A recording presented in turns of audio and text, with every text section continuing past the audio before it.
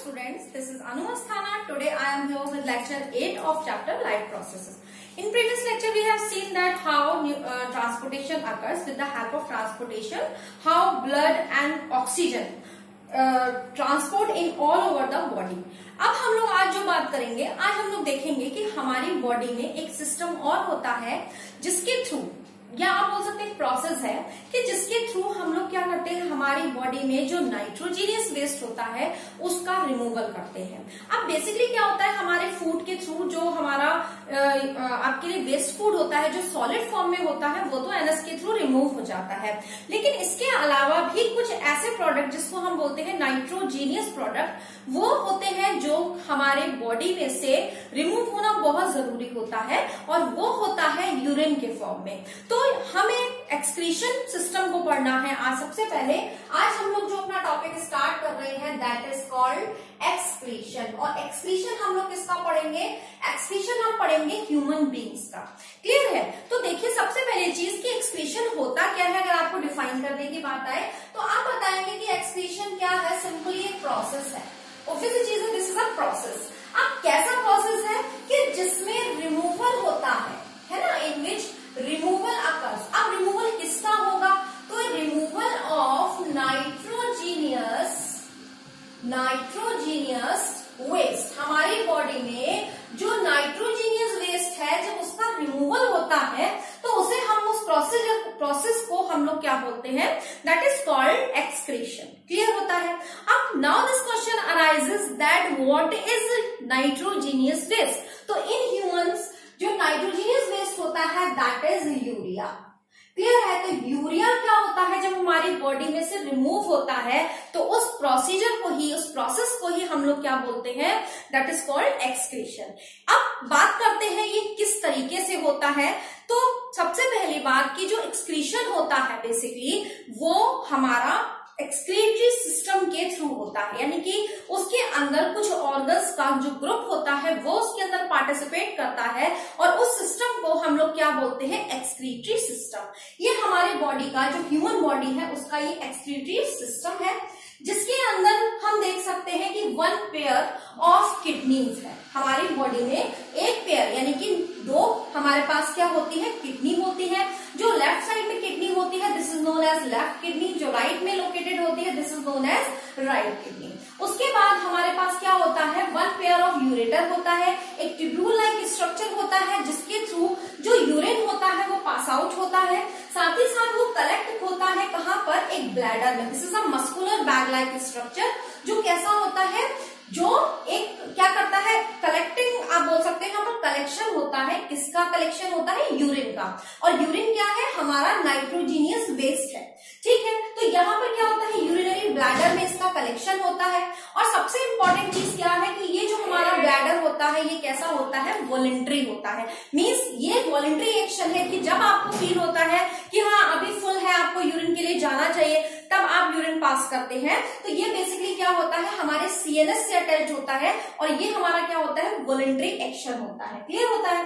अब साथ ही साथ इसमें एक ओपनिंग होती है जिसके थ्रू जो बॉडी में से आपका यूरिन है वो पास होता है, उसे हम कहते हैं यूरेथ्रा।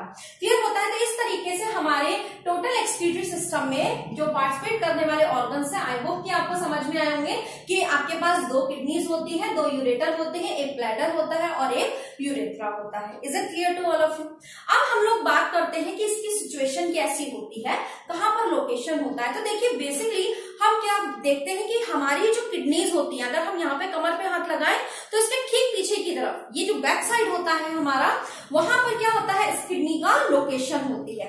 और एक इंपॉर्टेंट चीज अगर आप यहाँ थोड़ा ध्यान से देखें तो ये वाला जो लेफ्ट है वो थोड़ा सा ऊपर है और जो राइट है किडनी वो थोड़ी सी नीचे है। तो ये डिफरेंस ये गलती से नहीं हुआ है, बल्कि हमारी बॉडी में होता ही ऐसे है कि राइट किडनी थोड़ी सी नीचे की तरफ होती है जबकि जो लेफ्ट किडनी होती है वो ऊपर की तरफ होती है। उसका रीजन क्या होता है कि जो राइट किडनी है उसके ऊपर क्या होता है, लिवर होता है। आई होप कि आपको पता है लिवर क्या है, लार्जेस्ट ग्लैंड है जो करीबन 1.5 किलो का होता है लिवर बेसिकली। तो क्या होता है कि यहाँ पर उस लिवर के कारण इसकी जो लोकेशन होती है वो थोड़ी सी स्लाइटली नीचे हो जाती है। तो ये डिफरेंस आपको ध्यान में रखना है।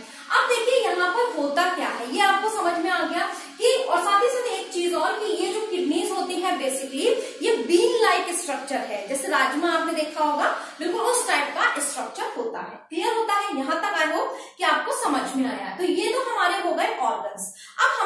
बॉडी में होता कैसे है, वर्क कैसे होता है, तो हम थोड़ा सा इसको देखते हैं। तो देखिए सबसे पहले क्या होता है, हमारे जो रीनल आर्टरी है ना। देखिए रीनल का यहाँ पर एक चीज मैं आपको और बताऊं कि रीनल टर्म हम किडनी के रिस्पेक्ट में यूज करते हैं। तो हमारे पर नॉर्मल आर्टरी है, लेकिन जब वो किडनी के टर्म्स में यूज की जा रही है, किडनी के रिस्पेक्ट में बात की जा रही है, तो उसके लिए हम renal artery and renal vein का यूज करते हैं, है ना। तो यहाँ पर क्या होता है हमारा कि जो रीनल आर्टरी है उससे हमारा जो ऑक्सीजनेटेड ब्लड है, लेकिन अभी वो कैसा है, उसके अंदर हमारे पास क्या है, इम्प्योरिटीज है। इम्प्योरिटीज कैसी है कि नाइट्रोजीनियस वेस्ट है उसके अंदर। तो क्या होता है कि जो रीनल आर्टरी होती है उसके थ्रू सबसे पहले जो ब्लड होता है, अगर हम इसके स्टेप को समझें तो देखिए हमारा जो ब्लड होता है वो रीनल आर्टरी के थ्रू कहां पर आता है, आर्टरी के थ्रू आता है कहां पर, किडनीज में, हमारी किडनी में आता है ना। और कौन सा क्या होता है, ये कौन सा ब्लड होता है, ऑक्सीजनेटेड ब्लड होता है, लेकिन विद इम्प्योरिटीज। विद इम्प्योरिटीज, इम्प्योरिटीज का मतलब है with nitrogenous waste, with nitrogenous waste. तो सबसे पहली चीज हमारा जो ब्लड है वो कहां पर आया, ऑक्सीजनेटेड ब्लड है वो सबसे पहले कहां पर आया, किडनीज में आता है। क्लियर। अब किडनी से क्या होता है, ये फिल्टर होता है। किडनी में बेसिकली क्या होता है, फिल्टर होता है। अब किडनी में ऐसा क्या है जिसके थ्रू फिल्टर हो रहा है, तो किडनी में बेसिकली क्या होते हैं, नेफ्रॉन्स होते हैं। तो नेफ्रॉन्स के थ्रू क्या होता है, ये फिल्टर होता है। नेफ्रॉन्स कैसे होते हैं, क्या फंक्शन है, अभी हम बात करेंगे बेसिकली। तो किडनी से ही क्या हो जाता है, हमारा वेस्ट फिल्टर हो जाता है। अब क्या होता है कि जो वेस्ट होता है, जो हमारा वेस्ट होता है वो तो कहां पर कलेक्ट हो जाता है, यूरेटर में आ जाता है। वो कहां पे आ जाता है, यूरेटर में आ जाता है। लेकिन जो हमारा क्या हो जाता है, प्योर हो जाता है। प्योर ब्लड होता है, यानी कि जिसमें से ऐसा ब्लड जिसके पास से अभी क्या हो चुका है, जो नाइट्रोजीनियस वेस्ट है वो हट चुका है, रिमूव हो चुका है। तो वो कहां पे चला जाता है, वो रीनल वेन के थ्रू हमारी बॉडी में वापस चला जाता है। रीनल वेन के थ्रू ऊपर चला जाता है। क्लियर होता है, यहां तक आई होप कि आपको समझ में आया। फिर यूरेटर से कहां पे जाता है, ये ब्लड जाता है हमारे ब्लैडर में, और ब्लैडर में ये कलेक्ट होता है, और उस ब्लैडर के बाद ये क्या होता है, यूरेथ्रा से ये क्या हो जाता है, पास आउट हो जाता है। तो यहाँ पर इस तरीके से हमारी बॉडी में टोटल जो नाइट्रोजनियस वेस्ट होता है वो रिमूव होता है। क्लियर होता है। अब देखिए यहाँ पर एक बहुत इंपॉर्टेंट चीज क्या है कि जो हमारा ब्लड अभी आ रहा है किडनी के अंदर वो ज्यादा अमाउंट में आता है, बट जो जाता है ब्लड वो हम कम अमाउंट में होता है। क्यों? क्योंकि उसमें से जो हमारा वेस्ट है वो अभी निकल चुका है, तो उसका अमाउंट क्या हो जाता है, कम हो जाता है। तो आपको इस बात का ध्यान रखना है।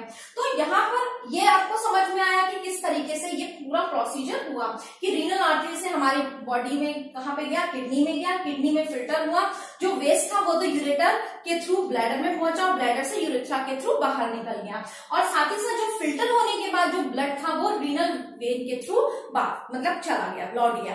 तो बेसिकली ये पूरा का पूरा क्या है, हमारा प्रोसीजर है जो हमारे एक्सक्रीटरी सिस्टम में होता है। अब हम लोग बात करेंगे कि किडनीज के पास, हमने आपको बताया था कि किडनीज के पास नेफ्रॉन्स होते हैं जो फिल्ट्रेशन यूनिट्स है बेसिकली। तो इसका कैसे वर्क होता है इसको हम लोग थोड़ा सा देखेंगे।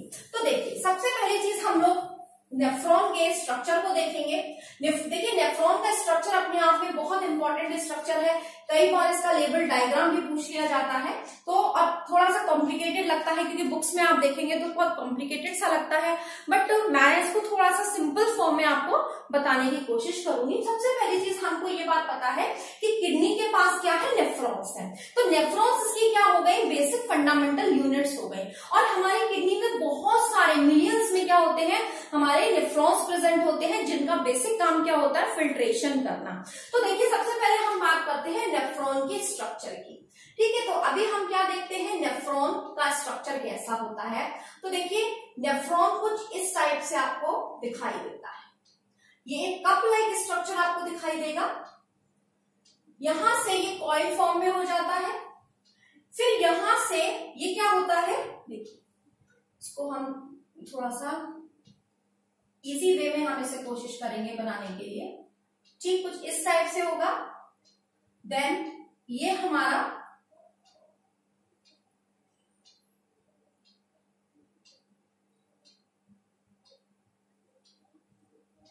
है। अब देखिए इसको हम फिर से डबल में कर देते हैं।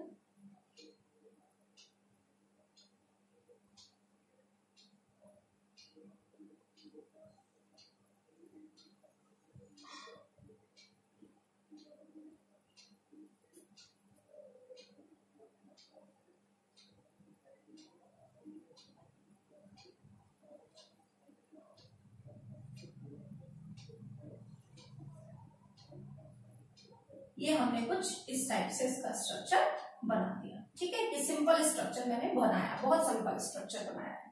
तो देखिए सबसे पहली चीज क्या है, ये हमारा नेफ्रॉन है, कुछ इस टाइप से दिखाई देता है। अब बेसिकली यहाँ पर होता क्या है, यहाँ पर हमारे पास आर्टरियो, जो आर्टियोल्स होती हैं वो होती हैं, एक से जो ब्लड होता है वो आता है और एक से जाता है। और बेसिकली यहाँ पर क्या होती है, बहुत बारीक, बहुत पतली क्या हो जाते हैं, ब्लड वेसल्स होते हैं। और इन ब्लड वेसल्स को हम लोग क्या बोलते हैं, इनको हम नाम देते हैं ग्लोमेरुलस। क्लियर होता है। तो ये वाली जो ब्लड वेसल्स आपको दिखाई दे रही है, ये क्या होता है, ग्लोमेरुलस। और ये जो आपको एक कप लाइक स्ट्रक्चर दिखाई दे रहा है, इसे हम बोलते हैं बोमेन्स कैप्सूल। क्लियर है, this is known as Bowman's capsule. साथ ही साथ ये जो कॉइल लाइक स्ट्रक्चर आपको दिखाई दे रहा है, this is known as PCT. PCT की फुल फॉर्म की बात करें तो this is proximal convoluted tubule. Okay, this is called PCT. This loop-like structure, ये जो आपको U-type structure दिख रहा है, this is known as Henle's loop. ये क्या कहलाता है, Henle's loop कहलाता है। क्लियर होता है, यहीं पर हमारे यूरिन का फॉर्मेशन होता है बेसिकली। अब ये वाला जो स्ट्रक्चर आपको इसके बाद दिखाई दे रहा है, this is known as DCT। D का मतलब क्या होता है, देखिए सी और टी का मतलब तो ऑलरेडी यहाँ पर है, कॉन्वोल्यूटेड ट्यूब्यूल। लेकिन डी जो होता है, this is known as distal convoluted. मैं पूरा नहीं लिख रही हूँ, दिस इज ट्यूब्यूल। क्लियर है, ये आपको आई थिंक समझ में आया। ये हमारे पास आपको जो दिखाई दे रहा है, this is the collecting duct. अब देखिए, अब हम यहाँ पर देखेंगे कि किस तरीके से बेसिकली ये फंक्शन करता है, क्या होता है, किस टाइप से वर्क करता है, इसे हमें देखना है। तो देखिए ये हमारा एक नेफ्रॉन हमने आपको बनाकर दिखाया है। इस टाइप से बहुत सारे नेफ्रॉन्स हमारी किडनी के अंदर प्रेजेंट होते हैं। इनका काम होता है फिल्ट्रेशन करना। तो देखिए होता क्या है कि यहाँ पर सबसे पहले हमारी बॉडी में से जो ब्लड होता है, oxygenated blood with nitrogenous compounds, वो इसके अंदर आता है। जब इसके अंदर आता है तो यहाँ पर ये जो ग्लोमेरुलस है, यहाँ पर क्या होता है, इस बोमेन्स कैप्सूल के अंदर उसका फिल्ट्रेशन होता है। इसके थ्रू क्या होता है, फिल्ट्रेशन होता है। अब यहाँ पर फिल्ट्रेशन जो हुआ, उस फिल्ट्रेशन में क्या होता है कि जो ब्लड है, बेसिकली जो ब्लड है वो क्या होता है, नाइट्रोजीनियस, उसमें से नाइट्रोजीनियस वेस्ट तो निकलता ही निकलता है, साथ ही साथ उसमें कुछ यूजफुल सब्सटेंस भी, यूजफुल प्रोडक्ट्स भी हमारी बॉडी में से, उस ब्लड में से रिमूव हो जाते हैं, फिल्टर हो जाते हैं। ठीक है, तो फिल्ट्रेट के फॉर्म में क्या हो जाते हैं, वो हमारी बॉडी में से हटते हैं। तो जो फिल्ट्रेट होता है, हम बोलते हैं कि फिल्ट्रेट क्या हुआ। तो फिल्ट्रेट में क्या होता है, हम बोल सकते हैं कि हमारी बॉडी में जो फिल्ट्रेट हुआ ब्लड में से, वो क्या हुआ, ग्लूकोज हुआ, साथ ही साथ अमीनो एसिड्स होते हैं, अमीनो एसिड हुए, है ना, यूरिया तो है ही बेसिकली, और यूरिया हो गया आपका, जो फिल्ट्रेट है हम उसकी बात कर रहे हैं। साथ ही साथ कुछ सॉल्ट्स होते हैं, सम सॉल्ट्स, साथ ही साथ और क्या होता है, एक्सेस अमाउंट ऑफ वाटर, जो हमारी बॉडी में से एक्सेस अमाउंट ऑफ वाटर था, वो भी क्या हो जाता है, अमाउंट ऑफ वाटर, ये भी क्या हो जाता है, फिल्ट्रेट हो जाता है। ध्यान रखिएगा, ये क्या हुआ, फिल्ट्रेट हुआ, ये सारी चीजें फिल्ट्रेट हुई। लेकिन इसमें से कुछ चीजें हमारे लिए क्या है, यूजफुल है, तो इनको वापस से क्या करना पड़ेगा, अभी रीअब्सॉर्ब करना पड़ेगा, क्योंकि उसकी तो रिक्वायरमेंट है ना हमारे ब्लड को। तो वहां पर क्या होगा, सबसे पहले यहाँ पर हुआ फिल्ट्रेशन। फिल्ट्रेशन होने के बाद क्या होता है कि यहाँ पर जो कैपिलरीज होती है, बेसिकली वो कैपिलरीज जो होती है वो यहाँ पर इस टाइप से इसको चारों तरफ से घेरे रखती है। तो इन कैपिलरीज के थ्रू क्या होता है, जो यूजफुल प्रोडक्ट्स होते हैं वो क्या हो जाते हैं, वापस से रीएब्सॉर्ब हो जाते हैं। सबसे पहले क्या हुआ, यहाँ पर फिल्ट्रेशन हुआ, फिल्ट्रेशन के बाद क्या हुआ, फिल्ट्रेट होकर वो जो सब्सटेंसेस थे वो आए, उसके बाद उसमें से जो यूजफुल सब्सटेंसेस थे वो क्या हुए, कैपिलरीज के थ्रू रीएब्सॉर्ब हो गए, है ना। वहां पर रीएब्सॉर्प्शन होता है, कैपिलरीज और पीसीटी के थ्रू भी क्या होता है, यहाँ पर रीएब्सॉर्प्शन हो जाता है। उसके बाद क्या होता है, यहाँ पर आपका क्या हो जाता है, यूरिया बचता है और वाटर बचता है, प्लस कुछ और भी सब्सटेंसेस होते हैं। तो बेसिकली यहाँ पर हम बोलते हैं कि ये जो हेनलेज लूप है, यहाँ पर क्या होता है, यूरिन का फॉर्मेशन होता है ना। तो यहाँ पर आपका यूरिन रह जाता है, फिर वो यूरिन क्या होता है, वो डीसीटी के थ्रू, इसमें से भी कुछ सॉल्ट्स वगैरह सेपरेट आउट होते हैं, वो हम बाद में देखेंगे, मतलब वो हायर क्लासेस में आपको पढ़ना है बेसिकली। तो खैर अभी हमें इतना समझना है कि वो जो यूरिन का फॉर्मेशन हुआ, वो यूरिन फॉर्म होकर कहां पर जाता है, कलेक्टिंग डक्ट में जाता है। और इस कलेक्टिंग डक्ट में बहुत सारे जो नेफ्रॉन्स होते हैं उनकी कलेक्शन होती है, और ये कलेक्टिंग डक्ट जो होती है बेसिकली फिर कहां पे जाकर खुलती है, कई प्रोसेसेस के बाद वो ब्लैडर में जाकर यूरेटर में जाकर खुलती है, और यूरेटर से वो कहां पे आ जाता है, ब्लैडर में आ जाता है। ठीक है, तो इस तरीके से हमने क्या देखा कि हमारी बॉडी में जो नेफ्रॉन्स होते हैं वो किस तरीके से वर्क करते हैं। बहुत सिंपल मैंने आपको बताया कि सबसे पहले क्या होता है, यहाँ पर फिल्ट्रेशन होता है।